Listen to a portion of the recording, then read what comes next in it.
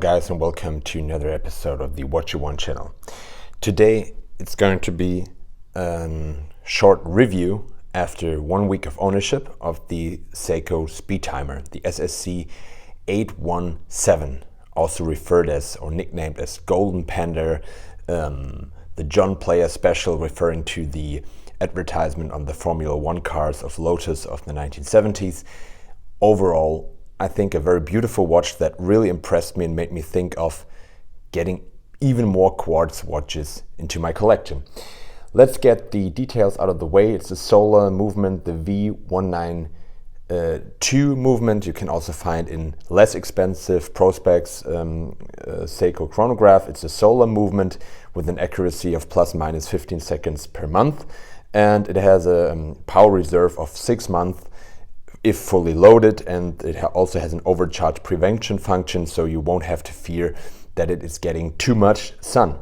The case thickness is just 13.3 millimeters, the diameter is 13.9 or 39, and the length lug to lug is 45.5 millimeters, so it's very wearable.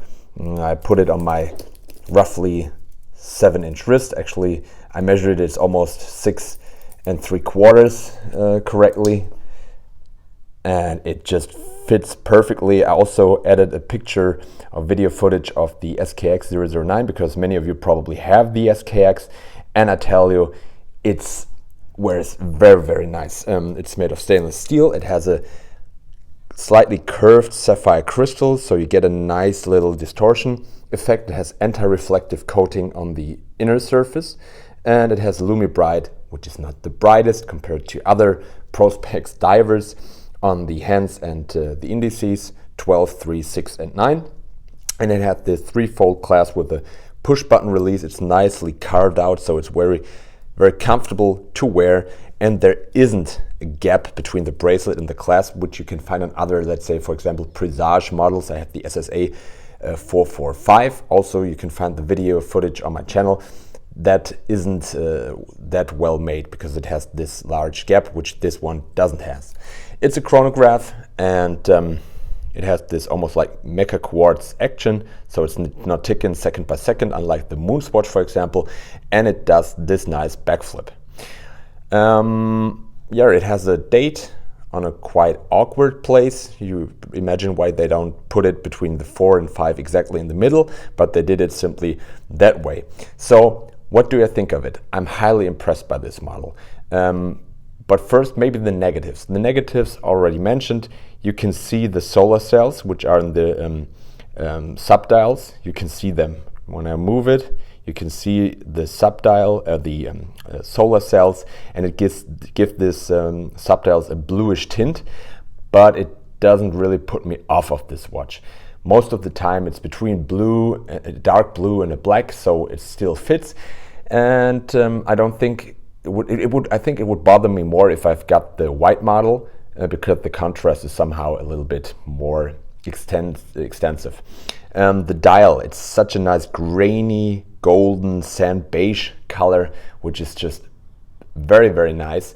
And also like the hands, that there has some, it's not real fauxtina, but it's a little bit darker, so it really matches with the golden dial. I like the bezel inlay. It's not ceramic, it's somehow coated steel, but you can see they're really engraved here in the markings. This is what I like, but the further negatives, it doesn't have a signed crown, which would be nice. And maybe the bracelet's a little bit rattly, but it also makes it comfortable. What I really like, as I said, is the nice grainy texture of the dial. The quality control is simply there. Everything is, there's no misalignment as far as I can tell. That there's slight loom on the hands and the indices. It's just enough. It's not like a diver's watch, so it's just okay.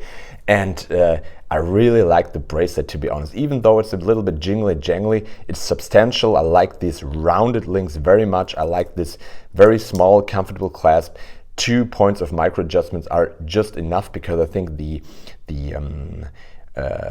bracelet itself, it contains of very small links, so you can find actually a nice fit. And if you're looking for a moon swatch, think about it. Maybe look for this one.